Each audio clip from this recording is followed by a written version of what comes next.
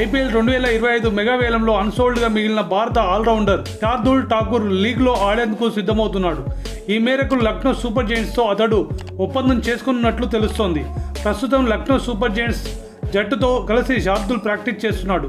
లక్నో జట్టులో ఉన్న మొయిన్స్ ఖాన్ గాయం నుంచి ఇంకా కోలుకోలేదు. అతడు ప్రస్తుతం బెంగళూరులోని జాతీయ క్రికెట్ అకాడమీలో ఉన్నాడు. రేపటి నుంచి ఐపీఎల్ 2025 ప్రారంభం కానుంది. అయితే మొయిన్స్ ఖాన్ ఇంకా ఫిట్నెస్ సాధించలేదు. దీంతో లక్నో సూపర్ జెయింట్స్ అతడి స్థానంలో శార్దూల్ ఠాకూర్ను జట్టులోకి తీసుకోవాలని భావిస్తుంది. అంతేకాకుండా మరో పేసర్ మయాంక్ యాదవ్ కూడా ఇంకా పూర్తిగా కోలుకోలేదు. అతడు ఐపీఎల్లో కొన్ని మ్యాచ్లకు దూరం కానున్నట్లు సమాచారం. ఈ నేపథ్యంలో అనుభవజ్ఞుడైన శార్దూల్ ఠాకూర్ను జట్టులోకి తీసుకోవాలని లక్నో సూపర్ జెయింట్స్ డిసైడ్ అయ్యింది. గాయాల కారణంగా మా జట్టులో ఆటగాళ్లు ఇబ్బంది పడుతున్నారు. ప్రస్తుత పరిస్థితుల్లో మరో మార్గం అన్వేషించాల్సి ఉంది. మా జట్టులోని కొందరు ఆటగాళ్లు నేషనల్ క్రికెట్ అకాడమీలో ఉన్నారు. మరికొందరు ఫిజియోల పర్యవేక్షణలో ఉన్నారు. వారి గురించి ఇప్పటికిప్పుడు ఎలాంటి నిర్ణయాలు తీసుకోలేము. కొంచెం సమయం అవసరం అని Lucknow super giants mentor Zaheer Khan అన్నాడు.